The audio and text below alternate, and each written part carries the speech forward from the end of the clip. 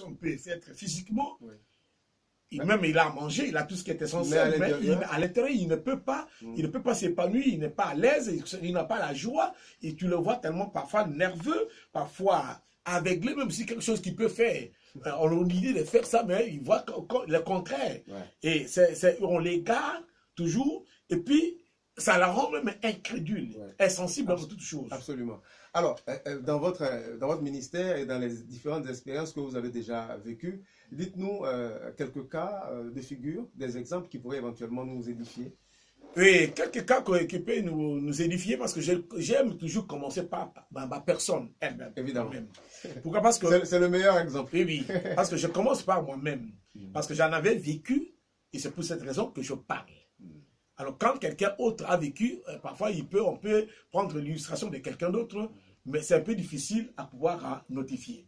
D'abord, moi-même, j'en avais vécu. J'étais chrétien, parce que quand je parle des prisons spirituelles aujourd'hui, je ne fais pas mention d'abord des païens, parce que les païens sont déjà d'avance des prisonniers. Ils sont conquis pour le mal. Oui, oui. Alors donc, moi-même d'abord, j'étais prisonnier par mon petit frère, que j'ai élevé, que j'ai fait grandir, à qui le monde des ténèbres l'avait enrôlé et il m'avait emprisonné. Et qu'est-ce que je faisais dans cette prison-là?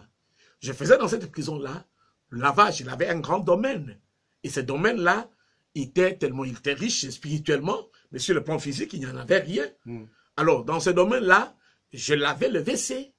Je nettoyais le WC, et puis il avait les chicottes sur mon dos, il me frappait, il faisait n'importe quoi. Et le reflet de ce qui était sur le plan spirituel, ça se reflétait sur le plan physique. Le petit frère que moi je corrigeais moi-même quand j'étais jeune, que je frappais, que je faisais tout ce qu'il faut, je n'avais plus un mot à dire devant lui. D'accord. Alors, ça c'est un exemple, j'ai envie de dire, c'est le plus bel exemple qu'on puisse citer en pareille circonstance et en pareil cas. Mais en même temps, à quel moment va intervenir le changement de situation? À quel moment le bouleversement va-t-il se faire? Et le bouleversement a eu lieu, c'est grâce à mon épouse. C'est-à-dire, le Seigneur s'est servi de mon épouse. Et comment il s'est servi de mon épouse? Pendant